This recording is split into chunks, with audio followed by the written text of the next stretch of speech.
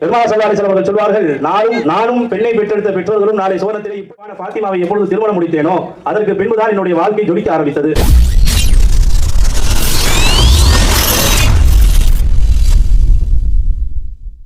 அடுத்தபடியாக வாழ்த்துறை வழங்குவதற்கு நம்முடைய கோரிமேனுடைய பள்ளியினுடைய தகுதிமிக்க தலைமையுமா முகமது யஹ்யா இஸ்மாயில் அஜீஸ் அவர்களை வாழ்த்துறை வழங்குமாறு அன்போடு வரவேற்கின்றோம்.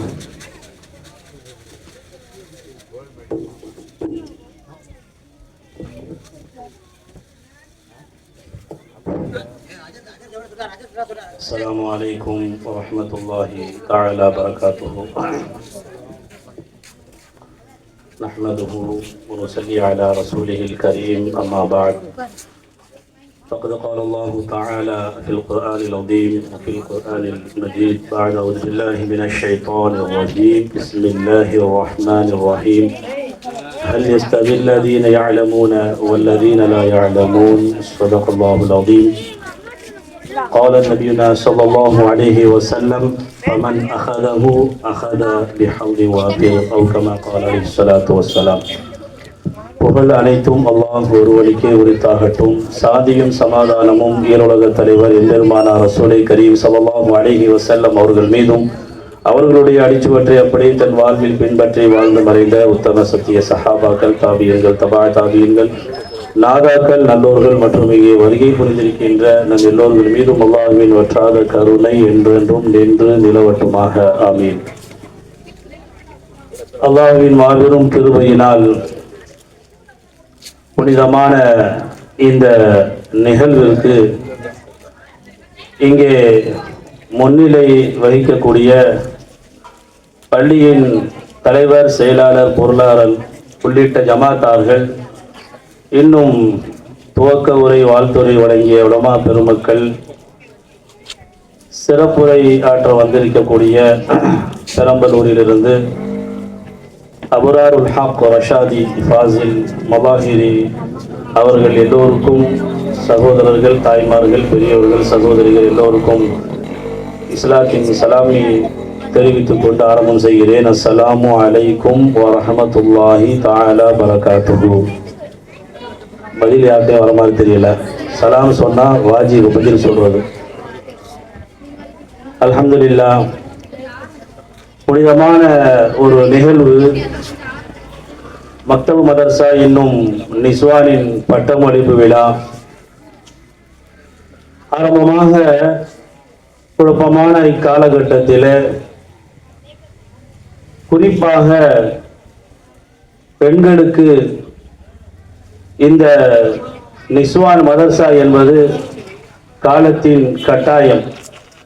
அந்த அளவுக்கு ஒரு ஃபித்னா நிறைந்த அந்த காலத்திலே நாம் வாழ்ந்து கொண்டிருக்கின்றோம். பொதுவாக நாம் பெண்களுக்கு குறிப்பாக எதை கொடுக்கின்றோமோ சரியான முறையில் கொடுத்தோம் என்று சொன்னால் அவர்கள் அதை நல்ல முறையிலே எடுத்துக்கொள்வார்கள், சாதித்து காண்பிப்பார்கள் என்பதற்கு பல வரலாறுகள், பல நிகழ்வுகள் உண்டு. நாம் ஆரம்பகால வரலாறுகளை பார்ப்போமேயானால் அன்னை ஆயிஷா ரலியல்லாஹு அன்ஹா அவர்களுக்கு 14க்கும் மேற்பட்ட துறை சார்ந்த கல்வி அறிவு அல்லாஹு தஆலா வழங்கியிருந்தார். அதிலே ஒன்று இல்முல் அன்சாப் என்று சொல்லப்படக்கூடிய, யாராவது ஒருவருடைய பெயரை சொன்னால் அவருடைய பரம்பரையை தந்தை, பாட்டன், முப்பாட்டன் என்பதாக பல தலைமுறைகளை சொல்லக்கூடிய அந்த ஆற்றல் அறிவை அல்லாஹு தஆலா ஆயிஷா ரலியல்லாஹு அன்ஹா அவர்கள் கற்றிருந்த கல்வியில் துறைகளில் இதுவும் ஒன்று. அந்த அளவுக்கு பெண்கள் சாதித்திருக்கின்றார்கள். அவருக்கு சரியான போதனைகள் கொடுக்கப்பட்ட பொழுது ஒரு நிஸ்வான் பட்டமளிப்பு என்பதனால் குறிப்பாக பெண்களை சார்ந்த சில விஷயங்களை மாத்திரம் சொல்கின்றேன்.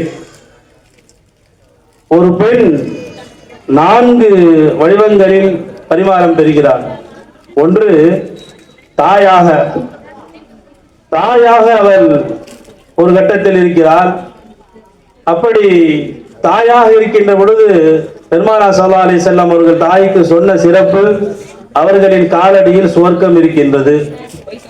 இதை ஆழமாக நாம் விளங்க வேண்டும் என்று சொன்னால், முஆவியா ரலியல்லாஹு அன்ஹு அவர்கள் பெருமானார் ஸல்லல்லாஹு அலைஹி வஸல்லம் அவரிடத்திலே வந்து ஜிஹாதிற்காக வேண்டி அனுமதி கேட்கின்ற பொழுது பெருமானார் ஸல்லல்லாஹு அலைஹி வஸல்லம் அவர்கள், உனக்கு பெற்றோர்கள் இருக்கின்றார்களா என்பதாக கேட்கின்ற பொழுது, ஆம், வயது முதிர்ந்த தாய் இருக்கின்றார் என்பதாக சொன்ன பொழுது பெருமானார் ஸல்லல்லாஹு அலைஹி வஸல்லம், அப்படி என்றால் அவர்களுக்கு பணிவிடை செய்து அவருடைய காலடியிலே சொர்க்கத்தை நீர் பெற்றுக் கொள்வீராக என்பதாக பெருமானார் ஸல்லல்லாஹு அலைஹி வஸல்லம் அவர்கள் சொல்லி அனுப்பினார் என்பதை நாம் பார்க்கின்ற பொழுது மிகப்பெரிய ஒரு அந்தஸ்தை அந்த தாய்மார்கள் பெறுகின்றார்கள்.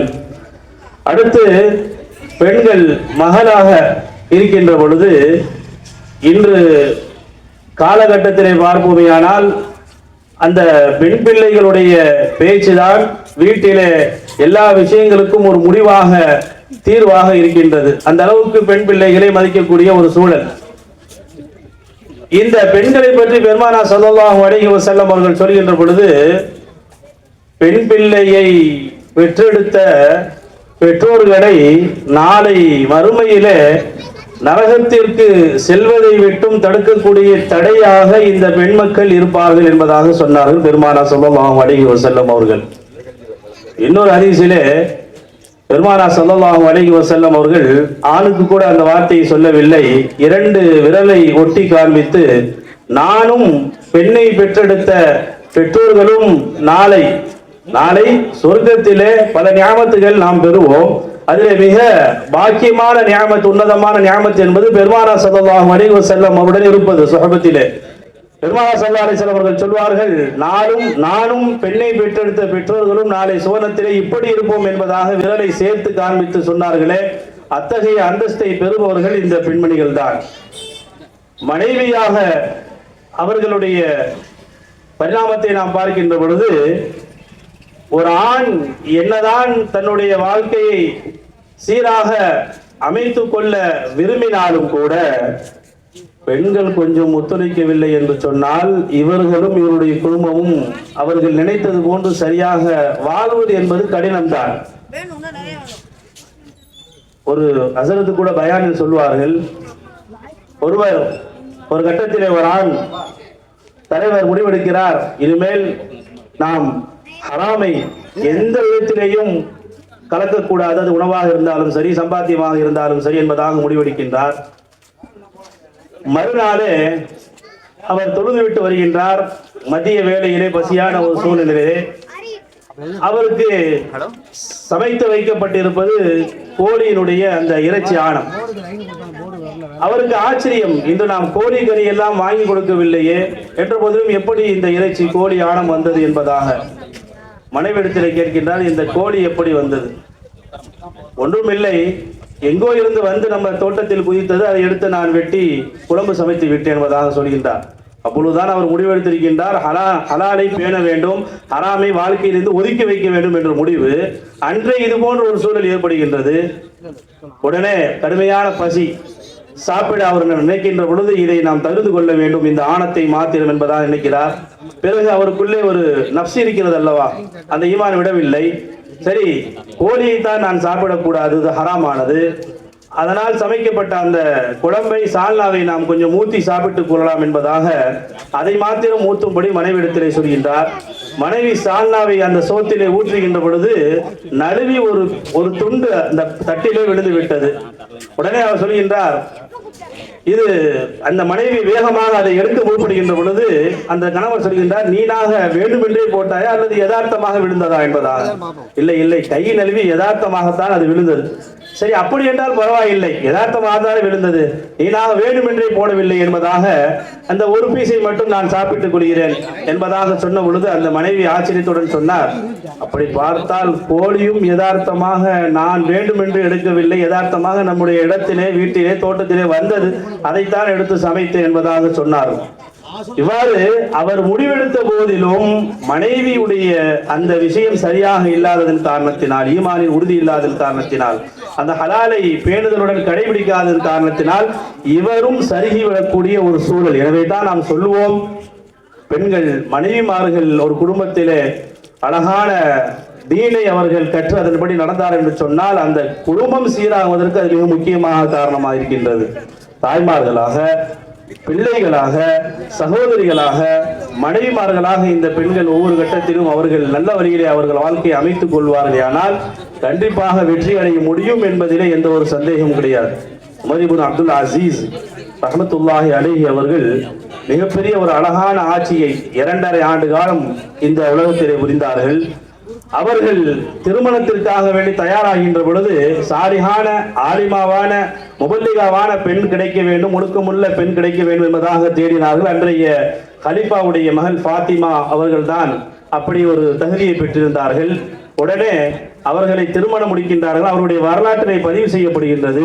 அவர்கள் சொல்கின்றார்கள், எப்பொழுது நான் இந்த ஆலிமாவான ஃபாத்திமாவை எப்பொழுது திருமணம் முடித்தேனோ அதற்கு பின்புதான் என்னுடைய வாழ்க்கை ஜொலிக்க ஆரம்பித்தது. எந்த அளவுக்கு என்று சொன்னால், ஒரு கட்டத்திலே நான் ஆட்சிக்கு அல்லாஹ்வுடைய நாட்டத்தின்படி அல்லாஹ் கொடுக்க வேண்டும் என்று ஆசைப்பட்டேன். இவர்களின் பரக்கத்தினால் அல்லாஹு தஆலா எனக்கு ஆட்சியை கொடுத்தான், அதிகாரத்தை கொடுத்தான், ஹலீஃபா என்னும் பதவியை கொடுத்தான். எந்த அளவுக்கு என்று சொன்னால், அழகான ஒரு ஆட்சியை ஆண்டார்கள். உலகத்திலே 3/2 மடங்கு ஒரு பெரும் ஆட்சியை ஆண்ட இவர்கள் 2.5 ஆண்டு தான் ஆண்டார்கள் என்ற போதிலும் பெரும் சாதனையை புரிந்தார்கள். எந்த அளவுக்கு என்று சொன்னால், அவருடைய அந்த ஆட்சியின் காலத்திலே எந்த ஒரு ஃபகீரும் கிடைக்கவில்லை, எத்தீம்களும் கிடைக்கவில்லை, நிகாவுக்கு கஷ்டப்படுகின்ற காசு கேட்கின்ற எந்த ஒரு பெண்மணிகளும் கிடைக்கவில்லை. அந்த அளவுக்கு ஒரு வளமான ஒரு ஆட்சியை புரிந்தார்கள். சொல்லப்படுகிறது, வரலாற்றிலே பதிவு செய்யப்படுகின்றது, ஜகாத்துடைய காசை வாங்குவதற்கு ஆள் இல்லையாம், அந்த அளவுக்கு செழிப்பான ஒரு ஆட்சியை அவர்கள் செய்தார்கள். அவர்கள் ஜகாத்துடைய காசை தானியமாக அதை மாற்றி அவர்கள் சொல்வார்கள், இதை நம்முடைய ஊரில் இருக்கக்கூடிய அந்த மலையின் உச்சியிலே அப்படியே பரத்தி விட்டு விடுங்கள். இங்கிருந்து செல்லக்கூடிய ஒரு பறவை கூட இந்த நாட்டை விட்டும் பசியாக கடந்துவிடக் கூடாது என்பதாக அவர்கள் சொன்னார் என்று சொன்னால், அந்த அழகான ஆட்சிக்கு, அந்த அழகான வாழ்க்கைக்கு மிக முக்கியமாக காரணமாக இருந்தது அவர்கள் திருமணம் முடித்த அந்த ஆலிமாவான பெண்தான் என்பதை நாம் பார்க்கின்ற பொழுது இந்த அளவுக்கு ஒரு சிறந்த அந்தஸ்தை இந்த பெண்கள் பெற்றிருக்கின்றார்கள். அப்படிப்பட்ட ஒரு சூழ்நிலை, இக்கட்டான மோசமான ஒரு சூழ்நிலையில இந்த ஆலிமா பட்டம் என்பது ஒரு சாதாரணமான விஷயம் இல்லை. உலகத்திலே நம்மை வெகுவாக கெடுக்கக்கூடிய பல விஷயங்கள் இருக்கின்ற பொழுது இதற்காக வேண்டி நேர காலங்களை ஒதுக்கி நாம் இதனை கற்றுக்கொள்வது என்பது அது மிகப்பெரிய முயற்சி தான். அல்லாஹு தஆலா அதை ஏற்றுக்கொள்ள வேண்டும். எனவே இங்கிருந்து கல்வியை கற்று பட்டம் வாங்குகின்ற இந்த பெண்மணிகள், இமாம் ஷாஃபி ரஹ்மத்துல்லாஹி அவர்களை பற்றி ஆரம்பத்திலே சொன்னார்கள், மிகப்பெரிய இமாம் அவர்கள். அவர்கள் கல்வி கற்ற உஸ்தாதுகளில் ஒரு 10 உஸ்தாதுகள் மிக முக்கியமானவர்கள். அதிலே நஃபீசா அம்மையா என்ற ஒரு பெண்மணிகளும் அவர்களுக்கு ஆசிரியையாக ஒரு 4 ஆண்டு காலம் இருந்தார் என்பதாக வரலாற்றிலே பதிவை நாம் பார்க்கின்ற பொழுது மிகப்பெரிய இமாமான இமாம் ஷாஃபிஈ ரஹ்மத்துல்லாஹி அலைஹி அவர்களும் கூட ஒரு பெண்ணிடத்திலே கல்வியை கற்றிருக்கின்றார் என்று சொன்னால் எந்த அளவுக்கு கல்வி மான்களாக பெண்கள் ஆரம்ப கட்டத்திலே இருந்திருக்கின்றார் என்பதை நாம் புரிந்து கொள்ள வேண்டும். அத்தகைய பிள்ளைகளாக நம்முடைய பிள்ளைகளை தாய்மார்கள் வளர்த்தெடுக்க வேண்டும். அதற்கான முயற்சியிலே நாம் இறங்க வேண்டும். உலகம் கெட்டு போயிருக்கின்றது. கொஞ்சம் நாம் சரிந்தாலும் மிகப்பெரிய ஒரு அழிவிலே கொண்டு போய் சேர்க்கக்கூடிய ஒரு காலமாக இருந்து கொண்டிருக்கின்றது. எனவே இதனுடைய மகத்துவத்தை, மார்க்க கல்வியினுடைய மகத்துவத்தை புரிந்து இப்பொழுது எப்படி இந்த பெண்கள் கற்று வெளியாகின்றார்களோ இது போன்று பல பெண்கள் தங்களுடைய பிள்ளைகளை அவர்கள் தாய்மார்களாக, சகோதரிகளாக, மகளாக அவர்கள் தங்களுடைய பிள்ளைகளை இந்த மதரசாவிற்கு சேர்த்து அவர்கள் கல்வி கற்பதற்காக வேண்டி நாம் அவர்களுக்கு முயற்சி செய்து அவர்கள் இங்கிருந்து ஒரு ஆலிமாவாக வெளியாகுவதற்கு அல்லாஹு தஆலா தௌஃபீக் செய்வானாக. இந்த மார்க்கத்தின் மகத்துவத்தை புரிந்து, மார்க்க கல்வியினுடைய உன்னதத்தை புரிந்து அல்லாஹு தஆலா நம்முடைய பிள்ளைகளையும் ஆலிம்களாக, ஹாஃபிர்களாக ஆக்கி அருள் புரிவானாக. இங்கிருந்து வெளியாகக்கூடிய இந்த ஆலிமாவான பெண்கள் தீனுடைய ஹிதுமத்தை கடைசி வரை செய்யக்கூடிய நல்ல பாக்கியத்தையும், இங்கு நடக்கக்கூடிய இது போன்ற எல்லா இடங்களிலேயும் அந்த அருமையை கருதி நிஸ்வான் மாசாக்கள் துவங்கி அது கியாமத் நாள் வரை நல்ல முறையிலே நடக்கக்கூடிய நல்ல பாக்கியத்தையும் அல்லாஹு தஆலா நம் எல்லோருக்கும் தந்தர் புரிவானாக. வாஹிரு தஅவானா அல்ஹம்துலில்லாஹி ரப்பில் ஆலமீன். அஸ்ஸலாமு அலைக்கும் வரஹ்மத்துல்லாஹி தஆலா வபரகாத்துஹு.